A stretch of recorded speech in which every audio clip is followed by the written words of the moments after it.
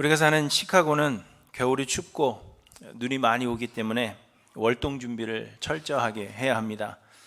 제가 이전 교회에서 부목사로 섬길 때 담당했던 일들 중 하나는 이 겨울철에 제설 작업 업체를 선정하고 그들과 계약을 맺는 일이었습니다. 그런데 이 제설 작업 업체와의 계약에는 크게 두 가지하고 합쳐져 가지고 트가지가 되는데요.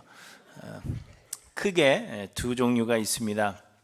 하나는 시즌 선불제로 눈이 오기 시작하는 11월부터 3월까지 일정한 금액을 선불로 지급하고 눈이 올 때마다 제설 작업을 하는 것입니다.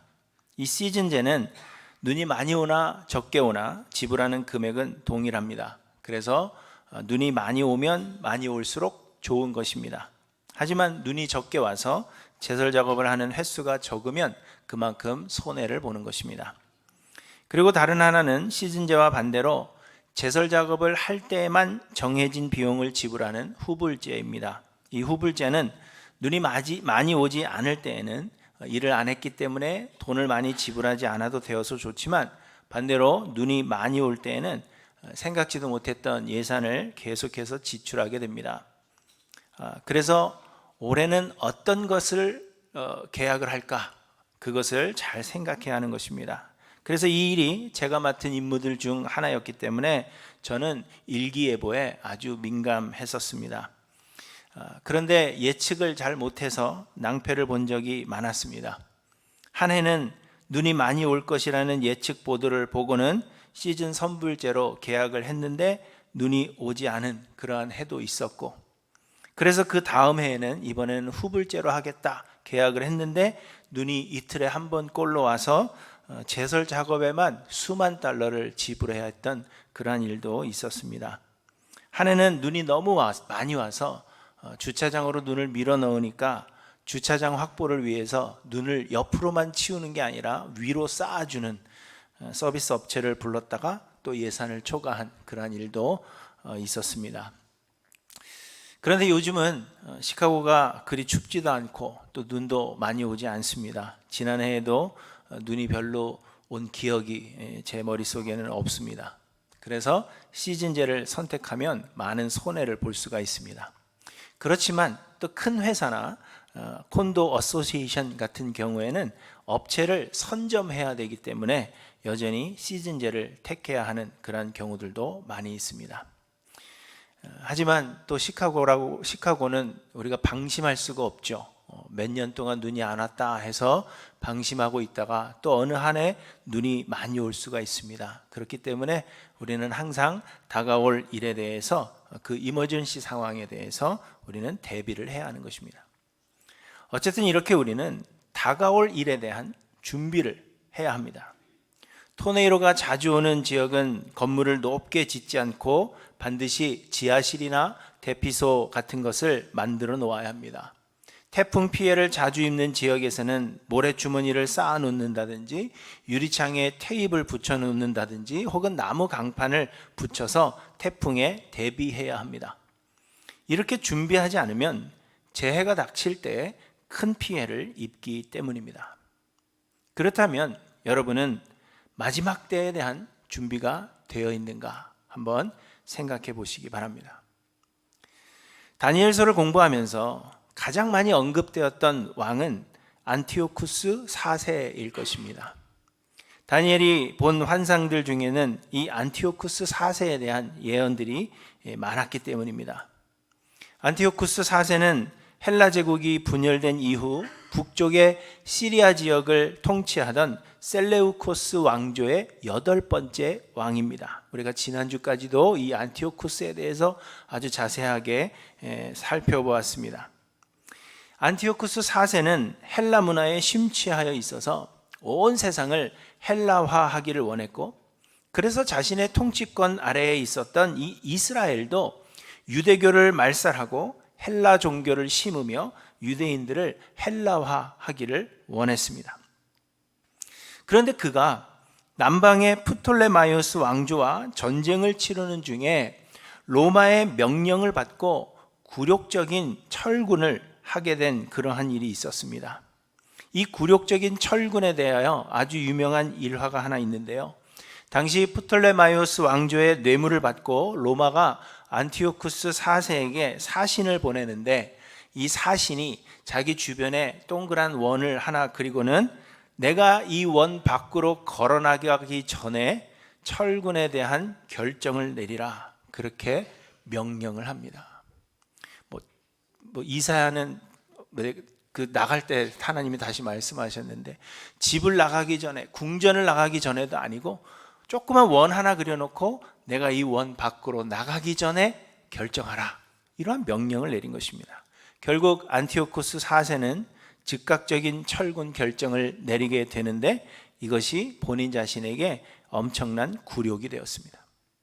그래서 그는 시리아로 돌아가던 안티오쿠스 4세는 홧김에 유다의 충성을 확보해야 되겠다 하는 그런 마음으로 유다에 대한 핍박을 시작하게 된 것입니다. 안티오쿠스 4세는 유대인들이 안식일에는 싸우지 않는다 하는 것을 이용해서 안식일에 예루살렘을 공격했습니다.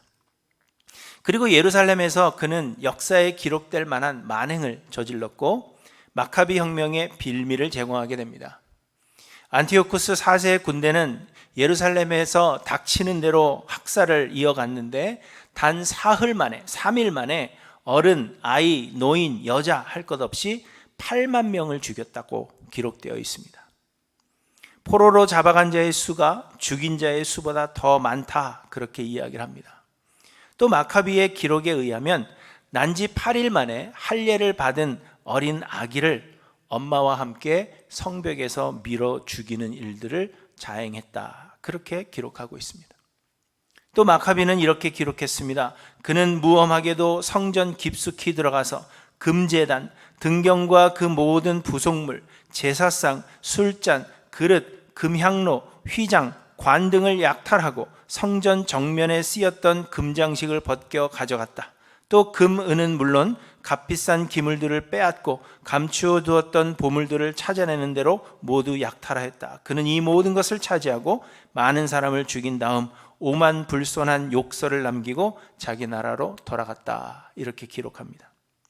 뿐만 아니라 성전 안에 제우스 상을 세우고 제우스를 위한 제단을 쌓았으며 하나님께 드릴 제단 위에 돼지 피로 제사하여서 여호와 하나님을 모욕하는 일들을 서슴지 않고 행한 것으로 알려져 있습니다.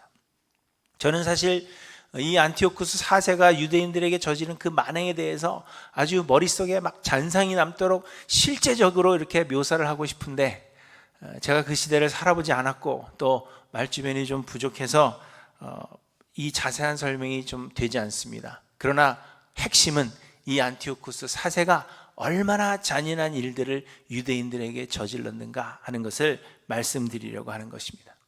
그래서 그는 역사상 가장 심하게 유대인들을 핍박했던 왕으로 그렇게 기록이 되고 있는 것입니다. 그런데 여러분, 만약 여러분들이 이 안티오쿠스 4세의 시대에 살던 유대인들이었다면 여러분은 그 핍박을 견뎌낼 수 있으셨겠습니까? 혹 안티오쿠스 4세보다 더한 그러한 미치광이가 출현하게 되어서 우리 믿는 자들에 대한 핍박이 더욱 심해지게 된다면 여러분은 과연 여러분의 믿음을 지킬 자신이 있으십니까? 여러분 한번 깊이 생각해 보시기를 바랍니다. 우리가 만약 그런 시대를 살아간다면, 혹 그보다 더한 자가 와서 우리를 핍박하게 된다면 여러분은 그 시대를 맞이할 준비가 되어 있는가 하는 것을 생각해 보아야 하는 것입니다. 오늘 본문은 그 왕은 자기 마음대로 행하며 이렇게 시작하고 있습니다. 그런데 오늘 본문이 있기 전에 35절까지는, 지난주까지의 그 본문은 지난주 생각해 본 대로 안티오쿠스 4세에 대한 예언의 말씀이라고 했습니다. 그래서 사람들은 36절부터의 이 시작되는 이 왕 역시도 안티오쿠스 4세를 말하는 것이라, 그것이 당연하다, 그렇게 생각을 하는 것입니다. 그렇지만 36절부터 이어지는 왕에 대한 묘사는 안티오쿠스 4세와는 역사적인 사실과는 많은 차이가 있습니다. 37절에 보시면 그의 조상들의 신들과 여자들이 흠모하는 것을 돌아보지 아니하며 어떤 신도 돌아보지 아니한다, 그렇게 말씀하고 있는데, 안티오쿠스 4세는 오히려 자기 조상들의 신들에게 심취되어 있었습니다. 그래서 자기 조상들이 섬기던 그 신들을 다른 사람들도 섬기기를 원했던 것입니다. 또 40절에 남방 왕이 그와 힘을 겨룰 것이라고 했는데, 로마의 명령으로 퇴각한 이후 그는 남방 왕과의 전쟁을 하지 않았습니다. 또 결과적으로 45절에 보시면 그가 장막궁전을 바다와 영화롭고 거룩한 산 사이에 세울 것이나 그의 종말이 이르리니, 이렇게 말씀하고 있습니다. 바다는 지중해를 가리키는 것이고 영화롭고 거룩한 산은 예루살렘을 의미하는 것으로 봅니다. 그래서 그의 종말은 죽음을 의미하는 것으로 보여지는데, 이는 왕이 지중해와 예루살렘 사이에 있는 팔레스타인 지역에서 죽었다 하는 것으로 해석이 되는 것입니다. 그런데 안티오쿠스는 질병으로 죽었지만 팔레스타인 지역에서 죽지 않았습니다. 그렇기 때문에 36절부터 말씀하시는 왕은 안티오쿠스 4세를 의미하는 것이 아닐 것이다. 왜냐하면 역사적 사실과는 거리가 있기 때문입니다. 많은 사람들이 그렇게 또 생각하고 의아해하는 것입니다. 그렇지만 문제는 35절을 마치고 36절을 시작하는 사이에 확실한 구분이 없다는 것입니다. 만약 36절을 시작하시면서 새로운 왕이 일어날 것인데 이렇게 시작을 한다면 안티오쿠스 4세를 의미하지 않는 것이 확실하지만, 35절까지의 말씀 뒤에 그 왕은 이렇게 시작하는 것이 35절의 연속으로서 안티오쿠스 4세를 가리키는 것으로 보여진다는 것입니다. 하지만 또 40절에 마지막 때에 이렇게 말씀하시는데, 이 마지막 때는 세상 끝날을 의미하는 것이 분명합니다. 지난 몇 주 전에 이른 이래에 대하여 설명드릴 때에도 이 이른 이래는 다니엘의 시대 그 이후부터 예수님의 재림까지, 곧 온 인류에 남아있는 역사를 이른 이래로 구분한 것이라고 말씀드린 것을 기억하실 것입니다.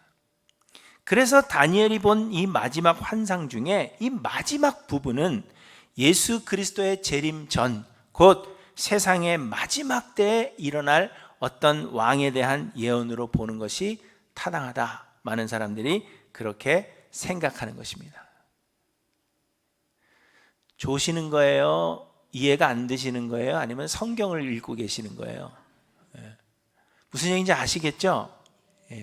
36절부터 어떤 왕에 대해서 기록하고 있는데 이것이 안티오쿠스 4세일 것이다 생각을 했지만, 여러 가지 정황상 안티오쿠스 4세가 아닌 다른 왕에 대해서 설명하고 있다는 것입니다.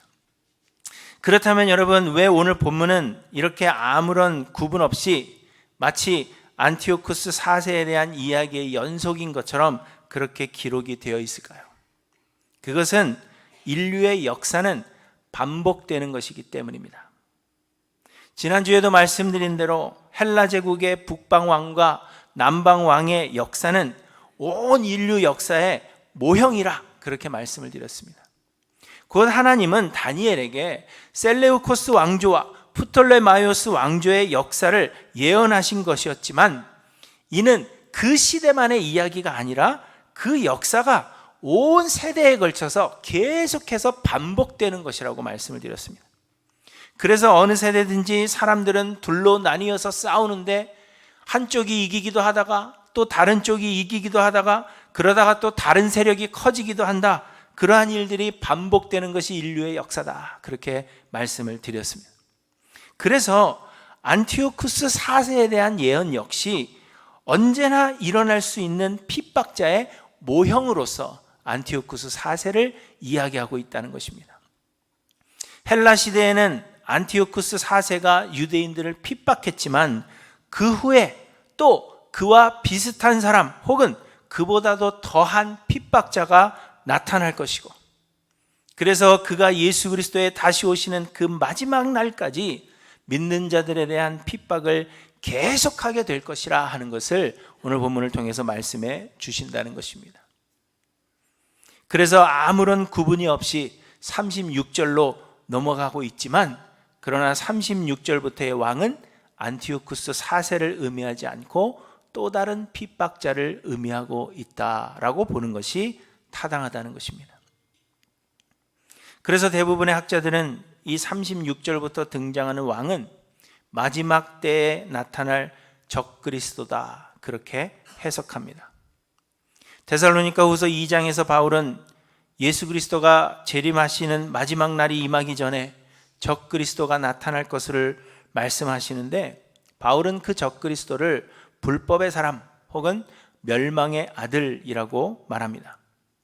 데살로니가후서 2장 4절부터 보시면 바울은 그 적그리스도에 대하여 이렇게 말합니다. 그는 대적하는 자라, 신이라고 불리는 모든 것과 숭배함을 받는 것에 대항하여 그 위에 자기를 높이고 하나님의 성전에 앉아 자기를 하나님이라고 내세우느니라, 이렇게 이야기합니다. 그런데 이 바울의 이 적그리스도에 대한 묘사는 바로 오늘 본문 말씀을 인용한 것으로 그렇게 보여진다는 것입니다. 오늘 본문은 이렇게 기록하고 있습니다. 그 왕은 자기 마음대로 행하며 스스로 높여 모든 신보다 크다 하며 비상한 말로 신들의 신을 대적하며, 또 그가 모든 것보다 스스로 크다 하고 그의 조상들의 신들과 여자들이 흠모하는 것을 돌아보지 아니하며 어떤 신도 돌아보지 아니하고, 이렇게 적그리스도에 대해서 말하고 있습니다. 신들의 신을 대적하며 조상들의 신들과 여자들이 흠모하는 것을 돌아보지 아니하며 어떤 신도 돌아보지 않는다 하는 것은 바울이 이야기한 대로 자기 스스로를 높여 자기를 가장 높은 신이라고, 곧 자기를 하나님으로 내세운다 하는 것을 이야기해 주고 있는 것입니다. 그래서 사람들은 지금까지도 이 본문의 말씀이 마지막 때에 나타날 적그리스도라 하는데 많은 사람들이 동의를 하면서, 그러나 사람들은 지금까지도 오늘 본문에서 묘사하고 있는 그럼 이 적그리스도가 누구인가 하는 것에 많은 관심을 쏟았습니다. 그래서 어떤 사람들은 안티오쿠스 4세 이후에 기독교인들에 대한 핍박을 심하게 했던 로마의 네로 황제나 혹은 도미티안 황제가 바로 이 적그리스도일 것이다, 그렇게 이야기했습니다. 또 종교개혁 시대에는 적그리스도란 그리스도를 대적하는 사람이고 스스로를 신이라고 여기는 사람이기 때문에 카톨릭 교회의 교황이 적그리스도라 그렇게 믿기도 했습니다. 그 이후에도 수많은 사람들이 이 사람이 적그리스도다, 이 사람이 적그리스도다, 그렇게 누가 적그리스도인가라는 것에 초점을 맞추었습니다. 그러나 저는 이 적그리스도가 어떤 특정한 인물, 곧 역사적인 한 사람을 가리키는 것이라고 생각하지 않습니다. 말씀드린 대로 오늘 본문의 이 예언의 말씀이 한 시대의 인물들에 대한 예언이라고 할지라도 이것이 반복되는 역사의 모형이라고 한다면 이 적그리스도 역시 예수 그리스도의 다시 오시는 그날까지 모든 세대에 반복적으로 일어날 것이라는 사실을 우리에게 말씀해 주고 있는 것입니다. 그래서 여러분, 이 적그리스도의 출현에 대하여 누가 적그리스도냐 하는 것보다는 중요한 것은 적그리스도는 어떠한 사람들이냐 하는 것을 생각하는 것이 더 중요하다는 것입니다. 그리고 오늘 본문에서는 그리스도의 다시 오시는 날까지 출현하게 될 이 적그리스도는 이전의 역사적인 핍박자들보다 더 악한 자들이 될 것이다 라는 것을 우리에게 말씀해 주고 있는 것입니다. 여러분, 그래도 이전의 핍박자들은 그들이 섬기는 신이 있었고 그것이 우상이었지만 어쨌든 자기들이 섬기는 신들이 있었습니다. 하지만 마지막 때의 적그리스도는 자기 스스로를 신으로 여길 것이다, 자기를 하나님과 같은 자리에 놓을 것이다, 그렇게 말씀하시는 것입니다. 그래서 오히려 사람들이 섬기던 신들을 대적하고 스스로를 신으로 여길 것이며, 또한 이전에 섬기던 우상들보다도 더 강한 신을 섬길 것이다, 그렇게 말씀하고 있는 것입니다. 38절에 보시면 그 대신에 강한 신을 공경할 것이요 또 그의 조상들이 알지 못하던 신에게 금, 은, 보석과 보물을 들여 공경할 것이며, 이렇게 말씀하십니다. 신들을 대적하고 스스로 신으로 여긴다고 했는데 또 강한 신을 공경한다 하는 것이 마치 모순처럼 느껴질 수가 있습니다. 그러나 이는 이전의 우상들보다도 더 강력하여서 사람들이 감히 거부할 수 없는 것들이 사람들의 신이 될 것이다 하는 그러한 의미로서 저는 새로운 신들, 이 세상의 새로운 신들, 곧 재물, 권력, 섹스, 쾌락, 이러한 것들로 사람들을 몰락시키게 될 것이다 하는 것을 의미하는 것이라 그렇게 생각이 됩니다. 꼭 다른 신을 섬겨라, 다른 종교를 믿어라 하는 것이 아니라 재물이나 권력이나 섹스나 쾌락이나 마약이나 이러한 것들이 새로운 강한 신이 되는 것입니다. 그래서 그걸 통하여 우리 믿는 자들을 넘어뜨리게 된다는 것입니다. 마지막 때에 나타날 적그리스도는 여러 나라에 침공하여 물이 넘침같이 지나갈 것이요 많은 나라를 패망하게 할 것입니다. 44절에 보시면 그가 분노하여 나가서 많은 무리를 다 죽이며 멸망시키고자 할 것이라고 말씀하십니다. 그리고 무엇보다도 마지막 날에 나타날 적그리스도는 우리 예수 믿는 자들을 핍박하고 박해할 것입니다. 41절에 보시면 그가 또 영화로운 땅에 들어갈 것이요 이렇게 말씀하시는데, 영화로운 땅이라는 것은 거룩한 하나님의 백성들, 곧 예루살렘을 의미하는 것으로 지금은 교회를 의미하는 것입니다. 곧 믿는 자들에 대한 핍박이 있을 것임을 우리에게 경고하고 계시는 것입니다. 곧 마지막 때에 나타날 적그리스도는 35절까지의 말씀에 묘사된 안티오쿠스보다 4세보다 더 악하고, 그래서 믿는 자들에 대한 핍박은 그때보다 더 심해지게 될 것이라는 것을 오늘 우리에게 말씀해 주시는 것이 바로 오늘 본문 말씀의 핵심이라는 것입니다. 그렇다면 여러분은 이 적그리스도의 출현과 그리고 우리에게 다가올 핍박과 박해를 맞이할 준비가 되어 있으신지 돌아보셔야 하는 것입니다. 적그리스도의 출현과 믿는 자들의 박해는 하나님께서 계획하신 일로 반드시 이루어질 일입니다. 36절에 보시면 그 작정된 일을 반드시 이루실 것임이라 이렇게 말씀하십니다.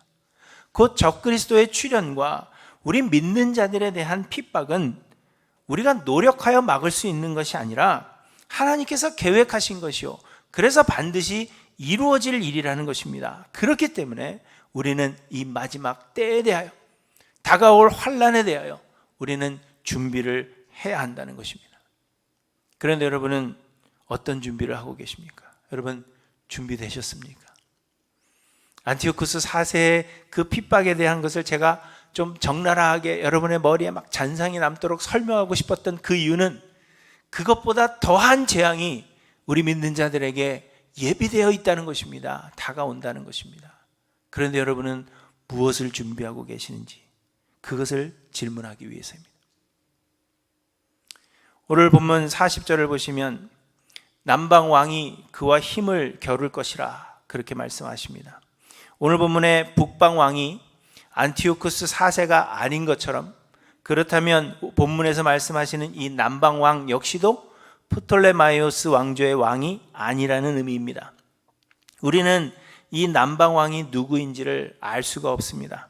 다만 적그리스도의 세력에 대항한 세력이 일어난다는 것입니다.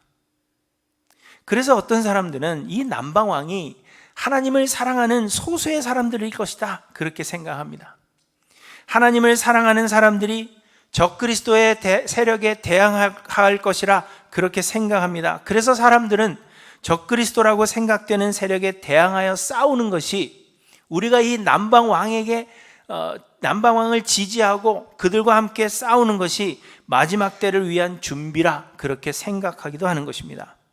그러나 여러분 잘 생각해 보십시오. 역사적으로 남방 왕은 그저 북방 왕을 시기하여서 자기의 영화를 위하여 싸우던 이집트 왕이었지 하나님의 영광을 위하여 싸우던 선한 세력인 적이 없었습니다. 그렇기 때문에 적그리스도의 세력에 대항한다고 하여서 그가 하나님을 사랑하는 사람들인 것이 아니라 그저 적그리스도의 세력을 시기한 또 다른 악의 세력일 뿐이라는 것입니다. 이처럼 악은 서로를 향하여 싸움을 겁니다. 악은 악을 대항하여 악의 세력끼리 싸우는 것입니다. 여러분, 남방왕과 북방왕이 싸우는 가운데 이스라엘에는 두 개의 가문이 있었다 그랬잖아요. 그렇죠?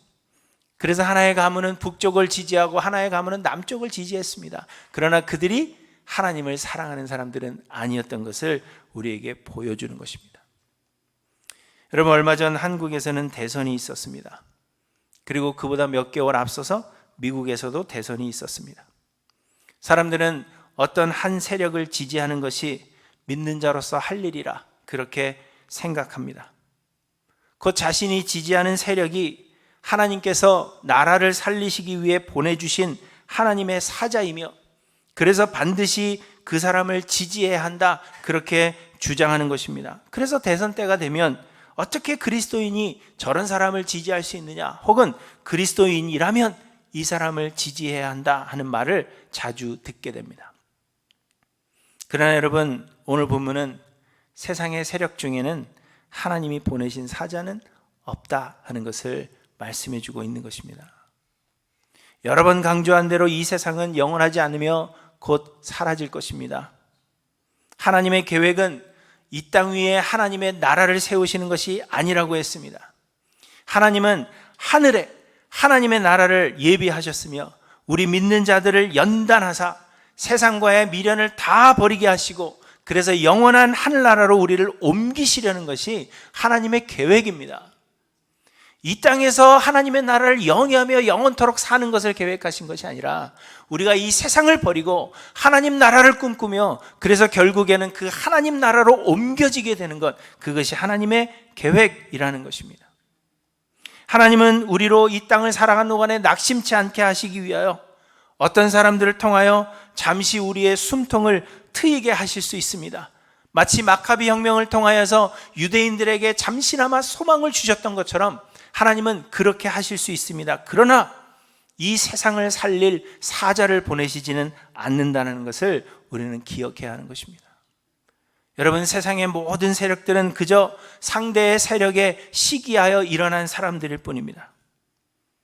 목사들이 절대로 정치적 발언이나 어떤 특정 정당을 지지하지 말아야 하는 이유가 여기에 있는 것입니다. 저는 목사님들 볼 때마다 안타까운 마음이 있어요. 교회는 세상의 나라가 아니라 영원한 하늘나라를 꿈꾸도록 도와야 하는 것입니다. 교회는 이 땅이 곧 사라질 것이요, 그래서 우리의 소망은 예수 그리스도에게 있고 하늘나라에만 우리의 소망이 있다는 것을 우리는 얘기해 줘야 되는 것입니다. 그렇지만 현대의 교회들은 이 사명에 실패했다라는 생각을 버릴 수가 없습니다. 여러분, 우리는 이 세상 사는 동안 평안히 하나님을 섬기고 평안히 하나님을 예배하기 위하여 위정자들을 위하여 기도해야 하는 것이 사실입니다. 그러나 이 세상 나라가 영원할 것이라고 기대하지 마시기 바랍니다. 세상이 아닌 영원한 하늘나라를 소망하며 그 나라를 바라보며 사시는 하일랜드교회 성도님들 되시기를 간절히 소망합니다. 그러므로 여러분, 세상의 그 누구가 내가 이 세상을 구원할 수 있다, 내가 세상을 구원할 그리스도로 하나님이 보내신 사자라 그렇게 이야기하는 자가 있다면 여러분, 따라가지 마셔야 합니다. 우리의 의지할 분은 오직 예수 그리스도 한 분 외에는 없다는 사실을 여러분 마음속에 기억하시고 세상이 아니라 하늘나라에 소망을 두시는 저와 여러분들 되시기를 간절히 소망합니다. 여러분, 이처럼 정치적으로 조금 더 그리스도인다운 사람을 지지하는 것이 마지막 때의 준비가 아니며 좋은 세상 만들고자 힘쓰는 것이 마지막 때에 대한 준비가 아닙니다. 마지막 때에 대한 준비는 우리의 마음을 강하게 하는 것뿐입니다. 태풍이 몰려올 때 바람에 무너지지 않기 위해서 대비하듯이, 토네이도가 몰려올 때 무너지지 않기 위해서 대비하듯이, 다가올 핍박에 대하여 믿음에서 흘러 떠내려가지 않기 위하여 마음을 강하게 하는 것, 그것이 곧 마지막 때를 위한 준비라는 것입니다. 그렇다면 여러분은 여러분의 마음을 강하게 하기 위해서, 여러분의 믿음을 더욱 굳건히 하기 위해서 어떠한 준비를 하고 계십니까?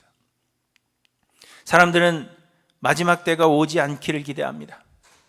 그래서 우리의 선한 행위가 혹은 훌륭한 지도자를 선택하는 것이 마지막 때가 오는 것을 막는 길이라고 생각하고, 그래서 마지막 때를 좀 막아보자 그렇게 노력하는 것입니다. 그러나 말씀드린 대로 마지막 때는 하나님께서 정하신 것이요 이는 반드시 이루어질 일입니다.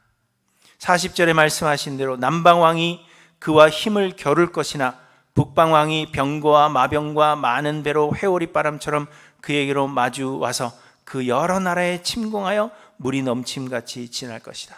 이렇게 말씀하십니다. 누군가가 대항하겠지만 그러나 힘을 겨루어도 막을 수 없는 일임을 말씀하고 있는 것입니다. 그로 인하여 적그리스도가 영화로운 땅에 들어갈 것이요 많은 나라를 패망하게 할 것입니다. 오직 에돔과 모압과 암몬 자손의 지도자들은 그의 손에서 벗어나리라 말씀하셨는데, 여기 말씀하시는 모압과 암몬은 모두 이스라엘의 대적들입니다. 이처럼 많은 사람들이 적그리스도의 그 핍박에서 벗어나기 위해서 악의 세력에 동조하게 될 것이고, 그들은 마치 그 핍박에서 벗어난 것처럼 그렇게 여겨질 것이라는 이야기입니다. 그가 여러 나라에 그의 손을 펴리니 애굽 땅도 면하지 못할 것이니 그가 권세로 애굽의 금, 은과 모든 보물을 차지할 것이요 리비아 사람과 구스 사람이 그의 시종이 되리라 말씀하십니다. 애굽은 북방 왕을 대적하던 남방의 왕의 나라입니다. 리비아와 구스는 애굽의 남쪽에 위치한 나라들로 애굽 군대가 주로 용병으로 사용하던 그러한 사람들입니다. 곧 적그리스도의 세력에 맞설 세력이 세상에는 없다 하는 것을 이야기해 주고 있는 것입니다. 적그리스도의 출현은 결코 막을 수 없는 일이요 그로 인한 믿는 자들에 대한 핍박과 박해 또한 결코 면할 수 없다는 것입니다. 반드시 일어날 일이고 우리에 대한 핍박과 박해는 더욱더 심해지게 된다는 것입니다. 그렇다면 우리는 이를 피하려고 할 것이 아니라 이 다가올 환난에 대비하여 우리의 마음을 굳건히 하기 위하여 준비해야 한다는 것을 우리에게 말씀하고 있는 것입니다. 감사하게도 하나님께서는 그 기간을 정하셨습니다. 36절에 보시면 그 왕은 자기 마음대로 행하며 스스로 높여 모든 신보다 크다 하며 비상한 말로 신들의 신을 대적하며 형통하기를 분노하심이 그칠 때까지 하리니 이는 그 작정된 일을 반드시 이루실 것임이라 이렇게 말씀하십니다. 적그리스도의 활동의 시간은 하나님께서 계획하신 분노하심의 때가 그칠 때까지이며 작정된 일을 이루실 때까지라는 것입니다. 곧 정해졌다는 것입니다. 영원하지 않다는 것입니다. 또한 45절에 그의 종말이 이르리니 도울 자가 없으리라 하십니다. 대항할 세력이 없어 보이던 그 절대 권력을 가진 적그리스도도 그 끝이 결국에는 있다라는 것을 말해주고 있는 것입니다. 그러므로 사랑하는 성도 여러분, 마음을 강하게 하고 담대하시기 바랍니다. 자신이 세상을 구원할 수 있다, 이 땅에 아름다운 나라를 세울 수 있다 주장하는 그러한 세력들에 여러분 동조하지 마시기 바랍니다. 자기를 신이라 생각하며 나를 따라가야 좋은 세상을 볼 수 있다 말하는 그러한 적그리스도의 세력에 여러분 마음을 빼앗기지 마시기 바랍니다. 예수 그리스도의 보혈로 우리를 자녀 삼으신 하나님은 우리를 결코 버리지 아니하실 것이며 우리를 보호하실 것입니다. 이 환난의 시간을 통하여 하나님은 우리를 연단하시려는 것이요 우리를 하늘나라의 상속자 삼으시려는 것이요 영원한 하늘나라에 반드시 우리를 이르게 하실 것입니다. 여러분, 우리는 지금 마지막 때를 살고 있습니다. 이 마지막 때라는 것은 예수 그리스도의 초림부터 예수님이 다시 오실 그 재림의 날까지를 마지막 때라 그렇게 이야기합니다. 그렇다면 우리는 지금 마지막 때를 살아가고 있고, 그렇다면 세상에는 이미 스스로를 신이라 여기며 재물과 권력과 섹스와 쾌락 등으로 우리를 몰락시키려고 하는 적그리스도들이 활동하고 있다는 것입니다. 그리고 우리 믿는 자들을 향한 핍박과 박해는 점점 더 심해지게 될 것입니다. 여러분이 강한 힘에 굴복되거나 혹은 미혹되어서 믿음에서 휩쓸려 가지 않도록 마음을 강하게 하고 말씀에 깊이 뿌리를 내려서 이 마지막 때를 대비하며 살아가는 할례교회 모든 성도님들 되시기를 주님의 이름으로 간절히 축원합니다.